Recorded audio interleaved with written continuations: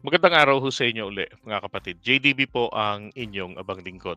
Okay, pag-usapan natin ngayon, eto hong si Garma na, 'di ba, kung saan ay naaresto nga raw ho sa Amerika, sa California. Pero ang tanong, bakit po siya naaresto?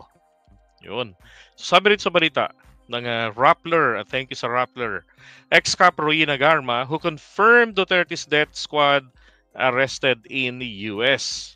So alam naman kasi ng mga taga Quadcom na umalis na nga si Garma ng Pilipinas. So, kaya lang wala naman kasing hold departure order sa kanya, wala, 'di ba? Wala na rin siyang pending na contempt sa Kongreso. Ito sabi rito, Roina Garma, the whistleblower of the Quadcom, who accused Duterte of implementing a reward system for a drug war kills, has been in custody of the US authorities in California since po November 7 pa pala ito, sabi ni Attorney Kilang. And then Garma, with her daughter in California, said Kilang, but a lawyer could not provide further details, explained to Rappler that he has had difficulty getting in touch kasi nga po yung cellphone was confiscated. Cellphone ni Garma. Yan. Garma was able to leave the Philippines because she does not have any court charges, um, no whole departure order, yan. And she also no longer has any contempt charges. Ito yung sinasabi ko kanina. Diba?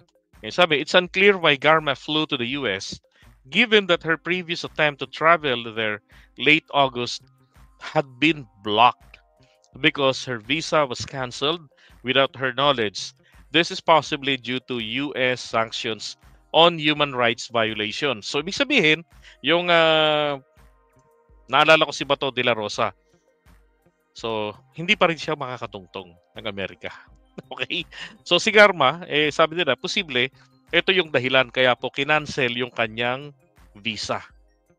Yan. Ang tanong ko nga uli ay bakit ito ginawa? Dahil sabi nga unclear. Hindi malinaw kung bakit ito ay nagpunta ng Amerika. 'Di ba? Ang tanging malinaw nga lang naman po dito, sabi rito, in response to this development, sabi ni Boying Remulla, pina-facilitate na po kasi ibabalik sila sa Pilipinas. Okay? Under custody lang, pero process po ito para balik ng dito sa ating bansa. Pero sabi, patuloy pa rin naman daw na makikipag-cooperate sa Quadcom investigation. Ang tingin ko ho talaga rito, meron itong nasagasaan na kinatatakutan niya ni Garma. At kaya, di ba, kasi nung si Duterte lang, di siya natakot na kay Duterte eh. Di na siya natakot dun eh. Oh. Sinabi niya na, di ba? Kunento niya na yung mga nalalaman niya tungkol dito. No? Pero ang yung taong mahal na mahal talaga ni Garma, yung kanyang anak. Yung ayaw niya na mawalay sa kanya. Kaya nga nung siya na-cite in contempt, talaga namang iyak ng todo ito at nagmakaawa, di ba? Ang nangyari, nakipag-cooperate na lamang po sa Quadcom itong si Garma. At hindi na rin po tinuloy na siya po ay ikulong pa para mabilang alang-alang na nga lang sa kanyang anak. Pero yung tapang na pinakita niya doon na talagang 100% na ikipag-cooperate na siya, 'di ba? Tingin ko hindi naman ito basta-basta niya pwedeng bawiin na ako ho ay napilitan lamang, pinilit lamang nila ako ng gano'n, 'di ba? Oh. Kasi unang-una, dapat nating maalala, isa rin po siya sa sangkot sa pagkamatay ni Barayuga.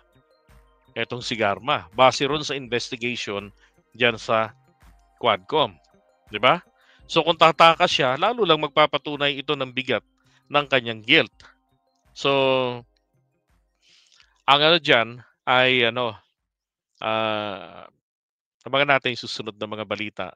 Ako, palagay ko lang talaga na meron yang nabangga na isang malaking grupo na kinakatakutan niya na baka bawian siya o baka nga may banta na yung anak niya sa buhay. Kaya itakas niya muna papunta ng Amerika. 'Di ba? Kaya lang pero isipin niyo ha, canceled na yung visa niya pero ang lakas pa ng loob na bumiyahe. 'di ba? O di pagdating ng immigration, doon siya nasa kote, 'di ba? And I don't think na may nag-tip diyan, Lori. Tingin ko diyan doon yung sa customs siya nasa kote. Wala nang visa eh. Kanselado na pareho ni Bato de la Rosa. Ngayon, kung anong grupo yon, sino yon, malalaman rin ho natin yan pagdating ng mga araw. 'Di ba? At mabuti naman, babalik naman na rin si Garma rito sa Pilipinas. Dahil hindi common nakipag-cooperate na siya sa Quadcom, ay dapat na po siyang malibre sa mga criminal liabilities. Kailangan patunayan niya na siya ay suspect pero mali ang akusasyon laban sa kanya tungkol doon sa pagkapatay dito kay Barayuga. Di ba? Alright. So, iwan na natin